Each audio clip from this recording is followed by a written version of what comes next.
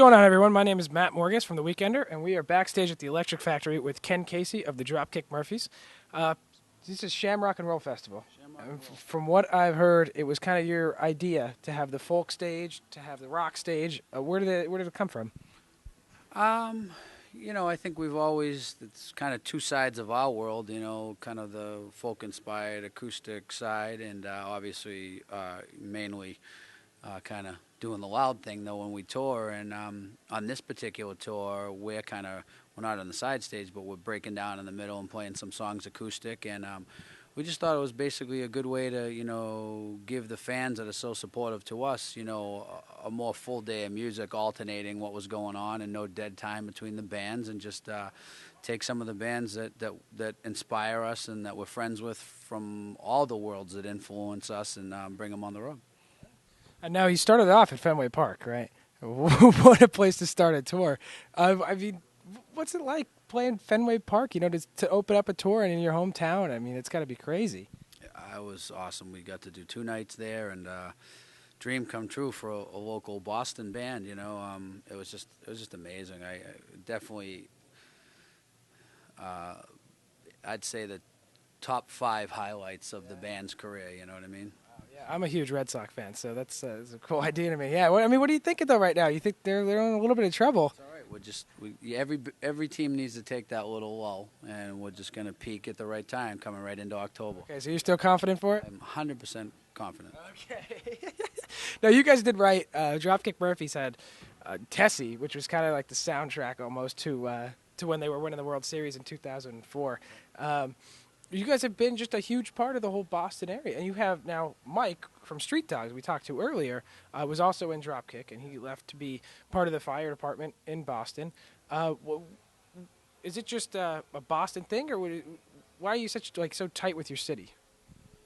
That's a good question. I think that we're just kind of local guys, like musicians secondary, kind of fell into music and definitely wear our hearts and where we're from on our sleeve. And it just kind of became, in the early days, it just kind of became fun, tongue-in-cheek, to go to other cities and kind of poke fun at the rivalries and stuff like that. And then really, we never tried to get involved with the sports teams. We wrote the song "Time to Go" in 2002 about the Bruins and just our love of our memories as teenagers, taking the train to the games with your friends, and then of course we did Tessie for the Red Sox, and lo and behold they won, and that kind of changed everything because we picked a good year.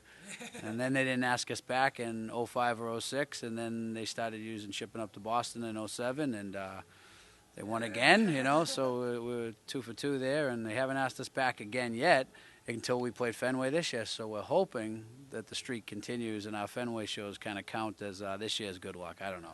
Right. Maybe I'm reaching, but I don't know. Hopefully we don't jinx anything, And now you guys had a March 2011 release, and how's that been doing? Oh, great! It's I don't know. I guess every band says it's their favorite record, but I guess we always felt like every record, for me, there was always 1 or 2 songs I didn't like that much, didn't want to play live. And on this, we've already played every song on the album. And I mean, literally, on the previous 6 albums, there's songs that I think we've still never played on each album. And so I think that's a good sign that the crowd responds well to every song on the record. We like every song on the record. We enjoy playing every song.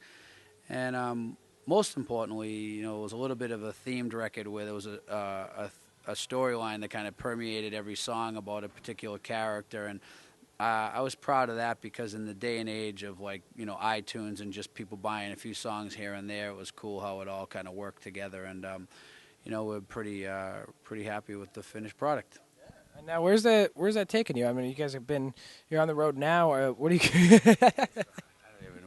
I can't even remember where I've been. I haven't been home much, I'll tell you that much. Right. Well, that's what I mean. I mean, are you guys taking a break at all soon? Well, we get 3 weeks off, then we go to Australia, West Coast in Australia, and then that finishes in October. And November, December, January, we kind of write a new record, and then we tour Europe in February, U.S. in March, and then we record a new album in April, May, and then start it all over again. But hey, it's so cool to have people that want to hear our songs and people that'll come see us live. I mean, that's what it's all about. We have the best job in the world. And now you're back on the road with Street Dogs here. You guys have been doing some mutual dates like Warped Tour and stuff. What was it like now being back together with Mike? You know, I mean, there was nothing ever bad, right? Yeah. So, I mean, is it cool to be hanging out with him again and everything at shows? Everybody on this tour are bands we're friends with and stuff, and it's just, I mean, Mike comes up and sings a few songs with us, and it just shows the tight-knit community that's in this genre of music we play, and it's everybody, you know, as epitomized in the lyrics to a lot of the songs. It's kind of about, you know, helping the next person up, and, you know, doing the right thing, and we're all tight, and it's so awesome when you get to be on the road with one band you're friends with, let alone every band on here. We're great friends with and admire their music, so it's really cool, you know. And now, last thing, you guys definitely have a unique crowd of people that come out. Definitely people that like to have a good time.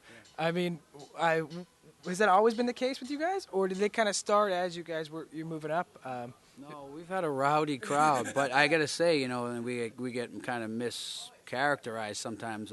For instance, our rate of it, we played 2 nights at Fenway, and the city of Boston gives us a hard time all the time about, you know, that our crowd's too rowdy.